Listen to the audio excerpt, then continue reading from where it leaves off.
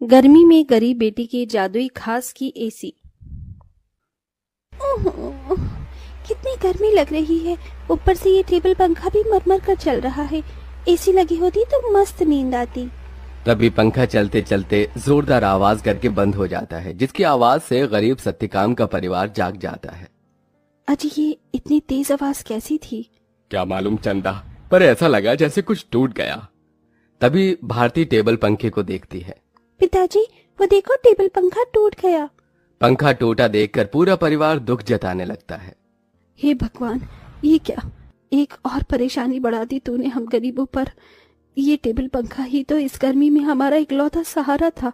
अब तो इस गर्मी में हम बेहाल हो जाएंगे। कितना कहता था मैं कि दिन में पंखा बंद रखा करो, सारा दिन तो चलता रहता था। अब दिन रात चलेगा, कोई भी चीज तो खराब तो होगी ही ना। एक एक पाई जोड़ कर लिया था ये पंखा, अब कहाँ से लाऊंगा तुम्हारे नए पंखे का दाम। इसीलिए तो कहती हूँ पिताजी कि घर में एक एसी लगवा दो। गर्मी भी नहीं लगेगी और नींद भी अच्छी आएगी। ये सुनकर गरीबी से झुंझलाया सत्यकाम अपनी दूसरी बेटी भारती को डांट लगाते हुए बोला, अरे चुप कर तू भारती, तेरा बाप कोई सर्विस वाला थोड़े है जो लाख रुपए महीना कमाता है। जब देखो एसी एसी एसी कहते रहती है। ये एसी सोफा सब अमीरों के घरों में होता है, हम गरीबों की औकात में नहीं है खरीदना। अजी, अब जाने भी तो बच्ची है। अब ही चलो सब सो जाओ। आस पड़ोस वाले भी इतनी रात में हम गरीबों के घर में से हल्ला गुल्ला होता सुनेंगे तो क्या कहेंगे। जैसे तैसे सब गर्मी में सो जाते हैं, लेकिन अपने गरीब माँ बाप बहन को गर्मी से बेहाल देखकर वो गरीब बेटी रात भर खुद सो भी नहीं पाई। अरे, सुबह हो गई, जल्दी से साफ सफाई कर लेती हूँ, फिर बाबा के लिए चाय भी बनानी है। घर में झाड़ू लगाकर जब वो घर के बाहर आकर देखती है तो आम के पेड़ से पूरे आंगन में पत्ते ही पत्ते बिखरे थे और पेड़ पर फल लगने को थे, जिसे देखकर वो खुश हो गई। अरे वाह, आम के पेड़ पर तो बेर लगने लगे हैं। अच्छा है, थोड़े दिन में आम पक जाएंगे। पिताजी को तो आम के साथ रोटी खाना कितना पसंद है। अगर उन्हें रोज अपनी मनपसंद की सब्जी या फिर मीठे आम मिल जाए तो वो पेट भरकर रोटी खाते हैं। लेकिन इस गरीबी में नमक रोटी और चटनी रोटी खाकर ही गुजारा करना पड़ रहा है। इस घर की बड़ी बेटी होते हुए भी मैं अपने गरीब माँ बाप के लिए कुछ भी नहीं कर पा रही हूँ। मेरे प्यारे आम के पेड़, मैं उनके लिए कुछ करना चाहती हूँ। खास करके भारती की ख्वाहिश है कि हम अपने घर में एसी लगवाएं। सबसे पहले मैं अपनी कमाई से अपने घर में एसी लगवाऊंगी। गीतू रोज ही अपने आंगन में लगे उस आम के पेड़ से अपना सुख दुख बांटती थी। वो पेड़ जैसे उसके परिवार का हिस्सा बन चुका था, क्योंकि गीतू ने 5 साल की उम्र में आम की गुठली बोई थी और हर दिन उसमें खाद पानी डालती, जिससे आज पेड़ इतना विशाल और फलदार था। पेड़ के नीचे हर कुछ दिनों में घास उगाती, जिसे गीतू जुगाड़ लगाकर कभी घास की चटाई तो कभी कालीन बुना करती थी। गीतू, मैं और तेरे पिताजी जमींदार के खेत पर जा रहे हैं काम करने। माँ, आप और पिताजी अपनी खेती खुद क्यों नहीं उगाते? वो जमींदार तो यही चाहता है कि हम गरीब लोग सारी जिंदगी उसकी गुलामी करें। तभी तो धूप में वो आपसे गधों की तरह काम करवाता है और सिर्फ 100 रुपए ही देता है पूरे दिन के। पिताजी, आप ही तो कहते हैं ना कि हम गरीब किसान मिट्टी से सोना उगाते हैं। हाँ बेटिया, लेकिन एक गरीब के लिए 2 रोटी कमाना रोज की कठिन चुनौती होती है, जिसे पार करना पड़ता है।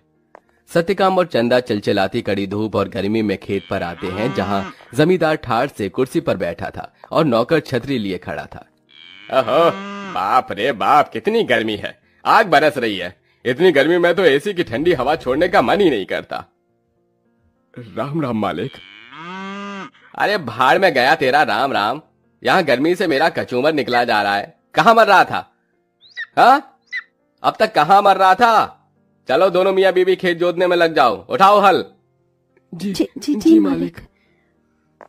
बेचारे दोनों कड़ी धूप में उतनी बड़ी जमीन में हल जोतते हैं, उनके माथे से टप टप पसीना बहता जाता है। अजी, शाम हो गई। आज तो मालिक दिहाड़ी देने के डर से आए ही नहीं। उनकी हवेली चलकर मांग लेते हैं। पंखा ठीक भी तो कराना है, वरना गर्मी में गुजारा नहीं होगा।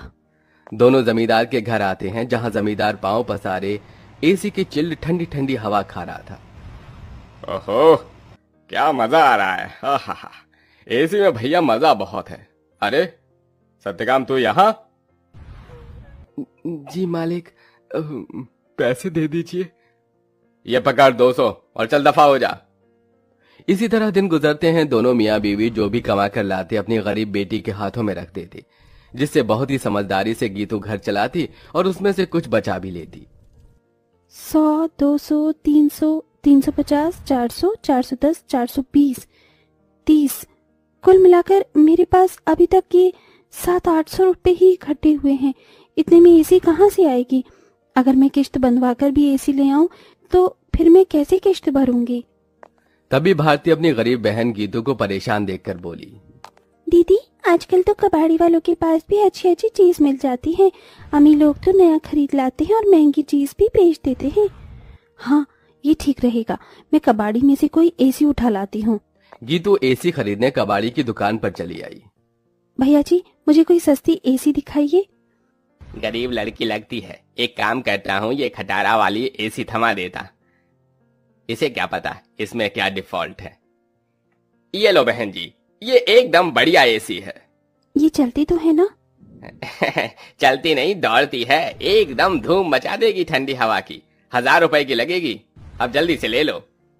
लेकिन मेरे पास बस 800 ही हैं। चलेगा चलेगा, दे दो।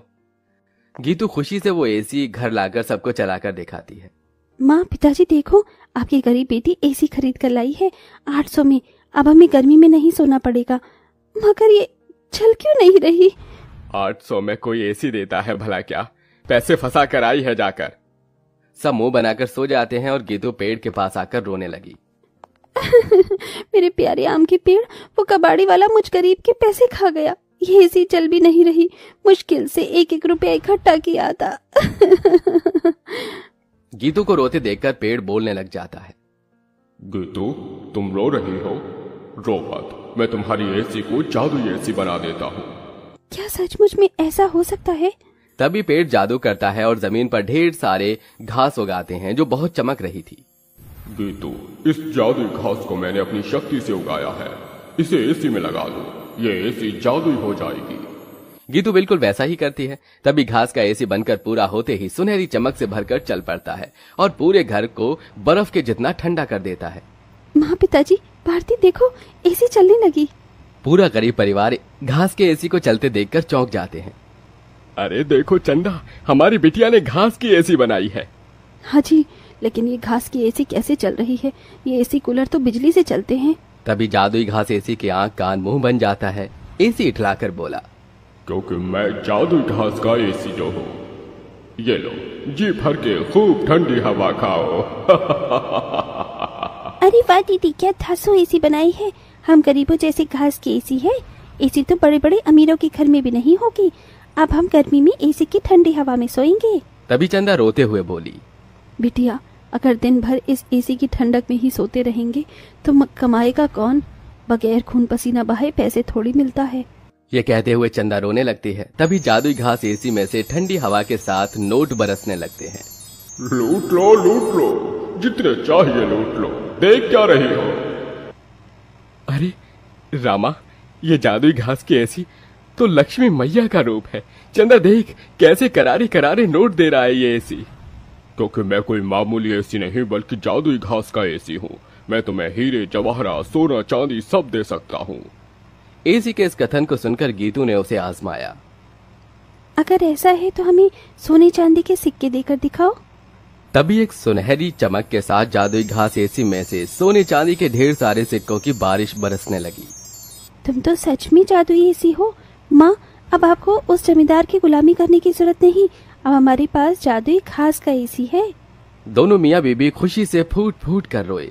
चंदा देखो, अब हमें और दुख नहीं काटना पड़ेगा। न किसी की ये गालियां खाकर गुलामी करनी होगी। ये जादुई घास की एसी हमें बंधुआई से छुटकारा दिलाने आई है हमारे घर। जाओ सत्यकाम, इन सिक्कों से कर्ज चुका दो। सत्यकाम ने जादुई घास एसी से मिले सिक्कों को बेचकर सबका कर्जा भर दिया और उसने पंखा, कूलर, एसी की अपनी दुकान खोली, जिससे गरीब भी कम दाम पर एसी खरीद सके। उस गरीब बेटी के बनाई जादुई घास एसी ने उसके गरीब परिवार का भाग्य बदल दिया।